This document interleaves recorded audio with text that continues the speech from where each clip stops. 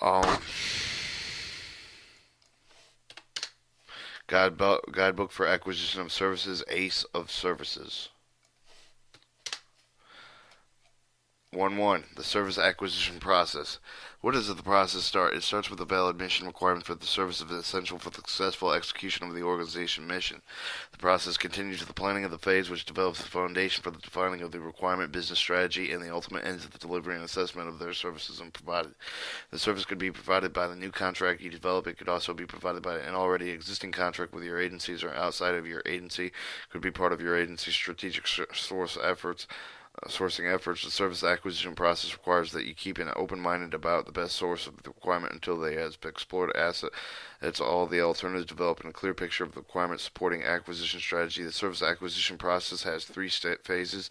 Phase 1, Step 1, forming the team. Step 2, reviewing the current strategy. Step 3, market research. Step development phase. Step 4, requirement definition. Step 5, acquisition strategy.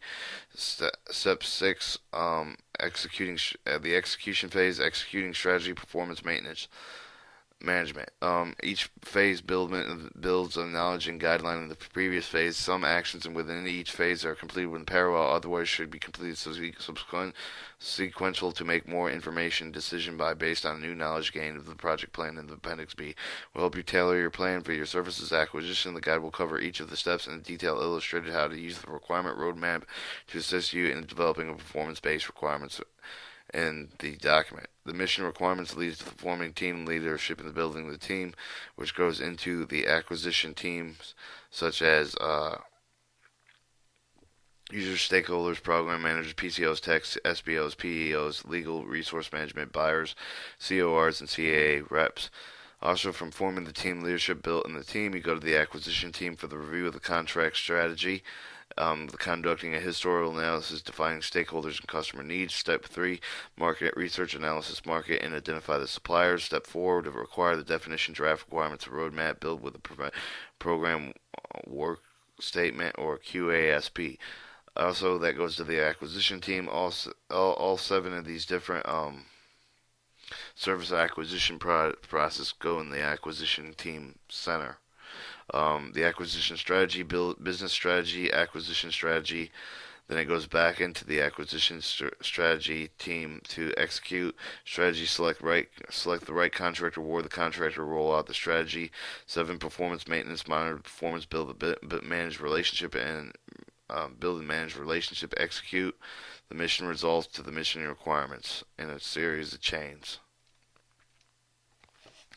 The planning phase. Step 1 and 2 and 3 lays down the foundation of for every action. During the planning of the phase, you must acquisition the team and get leadership support for all actions that must happen to ensure the mission is supported, baseline, and analyze your current service strategies, identify the problem and projected mission changes to get your stakeholders to define their key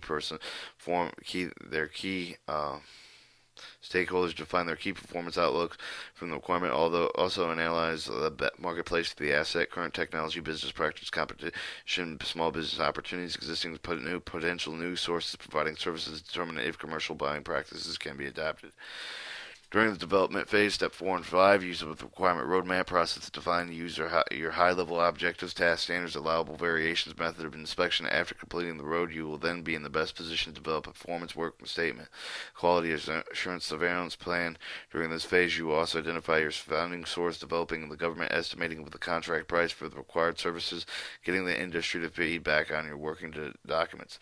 Finally, synthesize an acquisition strategy that leverages contract type of performance incentives to deliver the best value mission performance to the customers. The basic performance principle is to tell the contractor what performance results are not to do the job or not how to do the job. Let the industry develop the solution. In execution, step 6 and 7, you put all your planning and development efforts into the action. You create a solicitation document that formally communicates to the industry the requirements and strategy. Receive the contractor proposals for how they will meet your performance results and standards. Then evaluate against the criteria selected, but that will best determine the successful potential contractor's approach.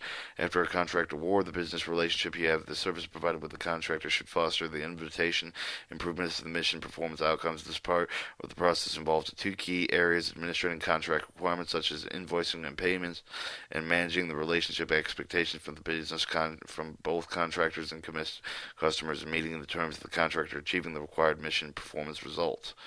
You also start the planning of the phases for all follow-on acquisition if there is a continuing need for the service being provided. 1, 2.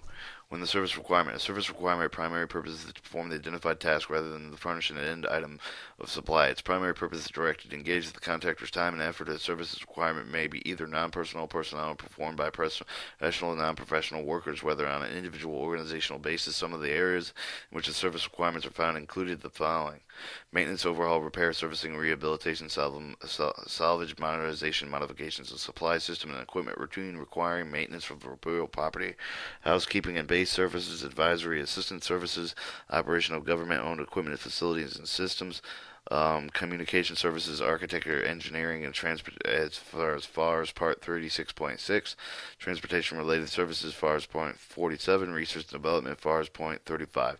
The contracting officer is responsible for determining whether the services are needed in non-personnel and personnel are used the definition found in FARS 37101, 374, and the guidelines 37104. Agencies shall not award personal services contracts unless specifications are authorized by the statute to do so. 1.3. Non-personal service requirements. Non-personal service requirement means the personal or any of the services are not subject either by the contract terms or by the manner of its administration, the supervision, control, usually prevailing the relationship between the government and its employees. Non-personal services contracted pre-authorized with the government in accordance with the FARS 37102 under general contracting authority do not require specific statutory authorization. 1.4. Personal service requirements. Personal services are characterized by the employer-employee relationship it creates between the government and the contractor personnel. The government is normally required to obtain employees by the direct hire under a competitive appointment. Other procedures required by the civil service laws.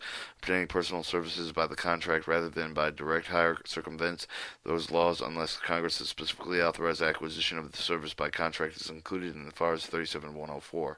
In personal services contract, the contractor is considered to be and is treated as an employee of the government. In this type of relationship, a government officer or an employee directly supervises the controls by the contractor's personnel on the continuing basis. Personnel services contract will require specific authorization. 1.5.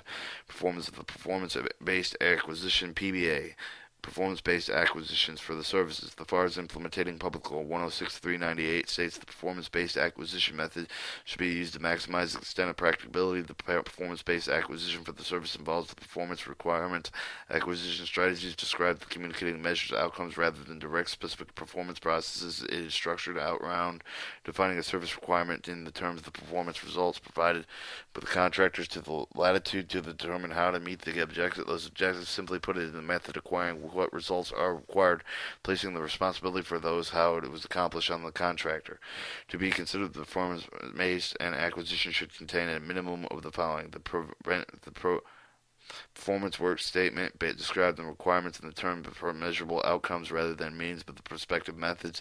Measurable performance standards determine whether the performance outcomes have been met, defines what it considers acceptable performance.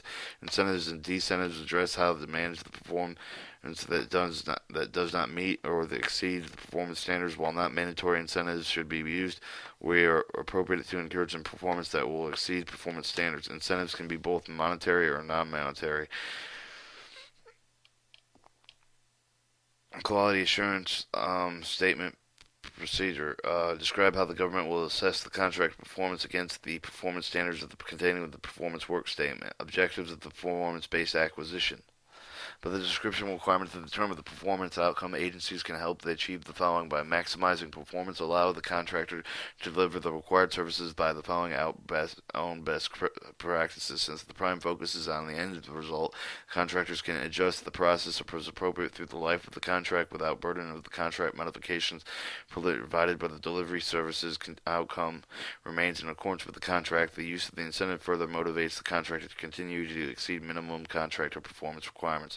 Maximize competition and innovation. Encourage innovation from the supplier base. The using of the performance requirements maximize the opportunities for the complete alternatives in lieu of the government-directed solutions. Since the performance-based acquisition allows greater innovation, it has potential to attract the broader industrial base. encourage the promote the use of the commercial services. The vast majority of the services requirements of commercial in nature. The use of the FARS 12 acquisition of commercial items. Procedures must get great benefits, minimize the reporting of the burden, and reduce the use of the government unique contract clauses, similar requirements, which can help attract a broader industry base. Shifting risk. Much of the risk is shifted from the government into the industry since the contractors have become responsible for achieving the performance results contained with the preventive performance work statement. Through the use of their own best practices and processes, the agency should consider the shift as responsibility to determine the appropriate acquisition incentives and the contract types. Achieve savings. Experience in both government and industry has been demonstrated that the use of the performance requirements result in cost savings. 1.7 Principles of Performance-Based Acquisition for Service Requirements. Performance-based acquisition is not a new procurement strategy. No, many of the procurement activities have never been stopped using the preventive performance-based acquisition. The Department of the Navy is one example among many that has used the performance-based acquisition techniques effectively for the facility maintenance services for the decades. The Department of the Air Force and the Army Corps of Engineering has employed the performance-based acquisition techniques and many other forms of their acquisition. The performance-based acquisitions are applicable to the broad range of the service requirements. Simply stated, with the performance-based acquisition methods structured the contract around the contractor achieving the stated performance results of the standards. The contractor performance against the required standards must measure through an objective process. This means that the government acquisition team must describe the required performance results in clearly defined terms, with performance standards that can be effectively measured. This often most difficult part of implementing performance-based acquisitions techniques. And the writing of the performance work statement is a way to describing the performance results requires us to focus on relationship between what needs to be done and how well it can be accomplished now, how it must be accomplished, how many full-time equivalents are required, and whether the performance-based equipment's basis acquisition techniques are not appropriate for the use. The decision shall document include the contract file. Let's examine a couple examples of writing requirements that focus on the achieving specified rather than how to perform the function. The Navy decided to outsource in ordering and inventory management delivery of aircraft tires.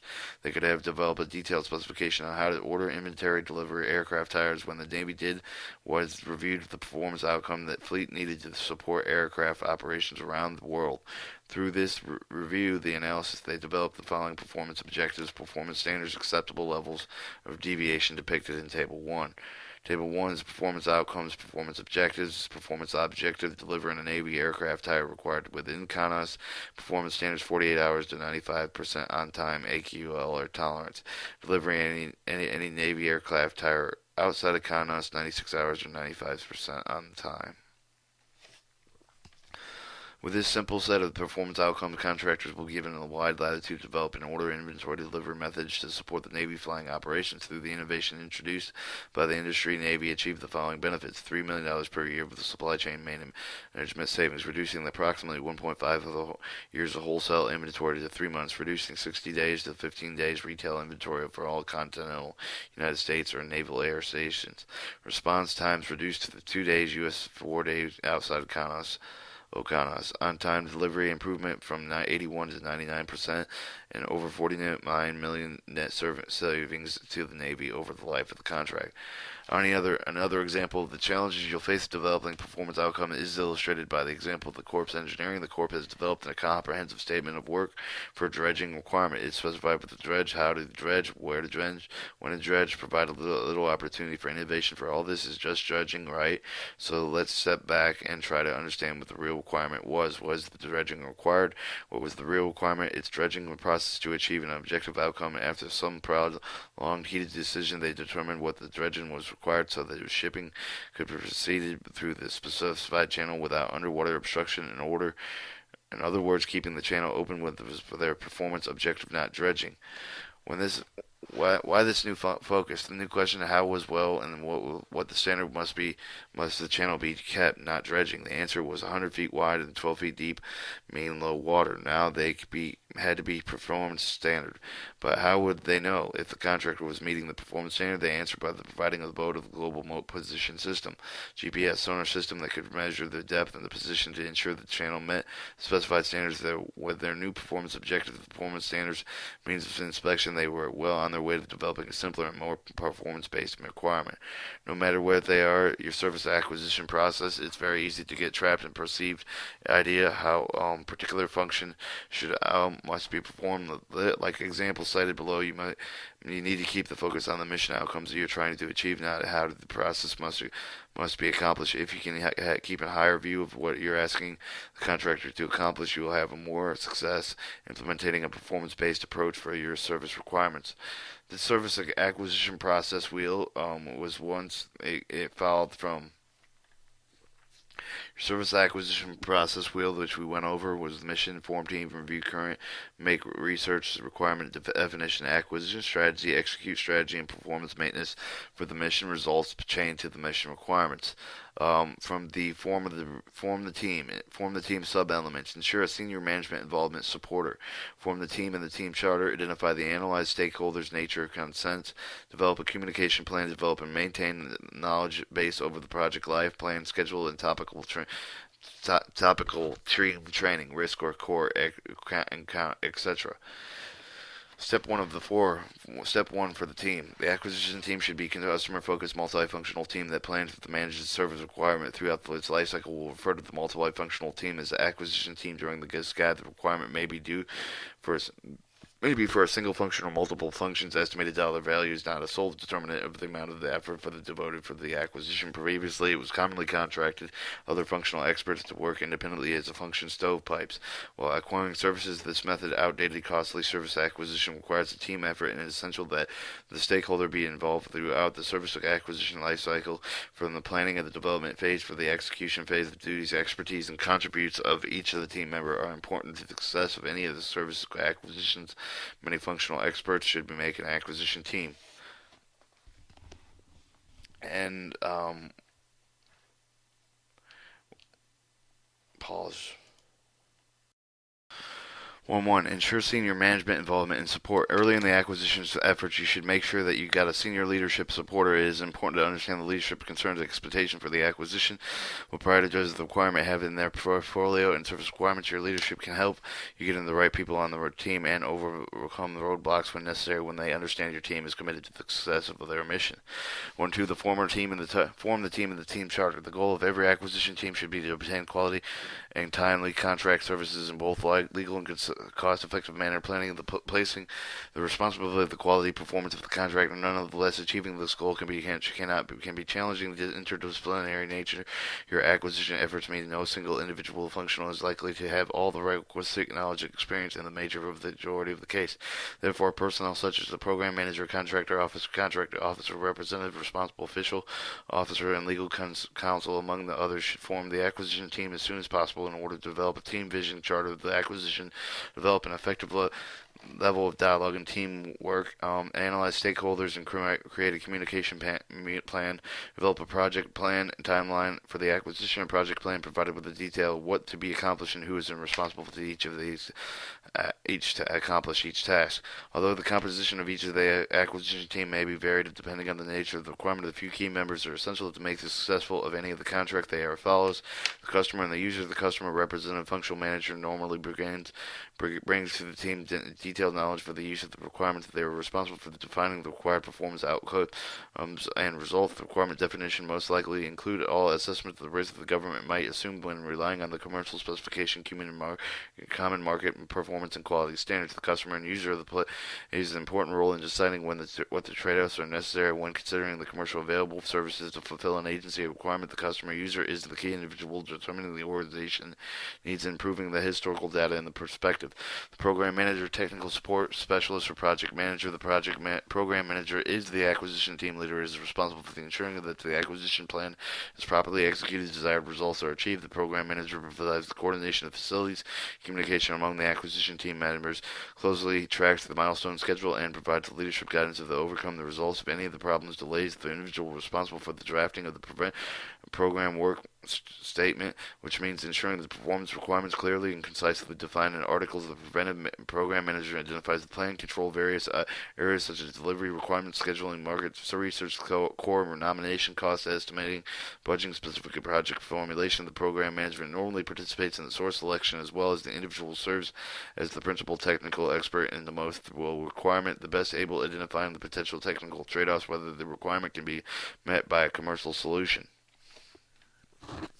The contracting officer, the warranted contractor officer, is responsible for performing all the relevant contracting functions, to including assisting the requirements development and the marketing and the research. Within this context, the contracting officer does not determine the government needs, but is responsible for advising the program manager in the preparing of the program work statement. The individual serves as the principal business advisor, principal agent of the government, responsible for developing the business strategy, solicitation, conducting the service selection, administrating of the resultant contract and business arrangement. Performance and assessment personnel quality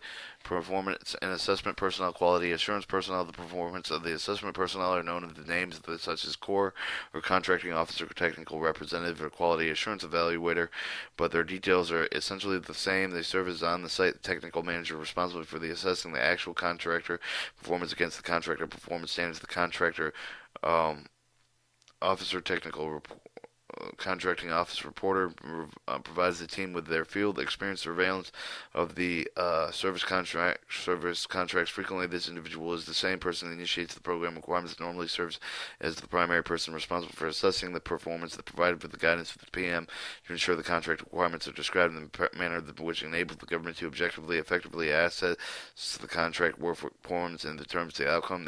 This serves as the eyes and ears of the contracting officer when applicable. The contracting officer representative performs actual service of the contractor work. A letter of appointment signed with the contracting officer provides scope and limitation of the contracting officer authority. A small business specialist. The small business specialist is a principal advisor, advocate the small business engagement individual, serves as the chief analyst of small business laws, regulation, commanding policy that can provide the insight of the market research and understand the industry's small business capability. He or she may also serve as the liaison with the small business administration.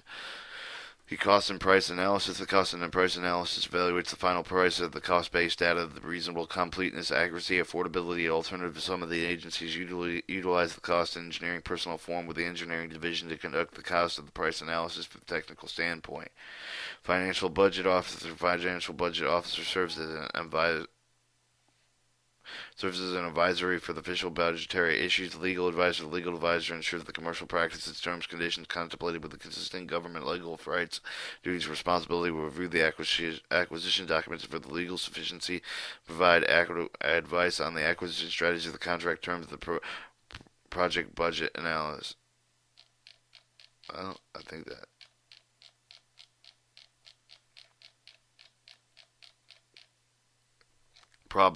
Performance-based acquisition.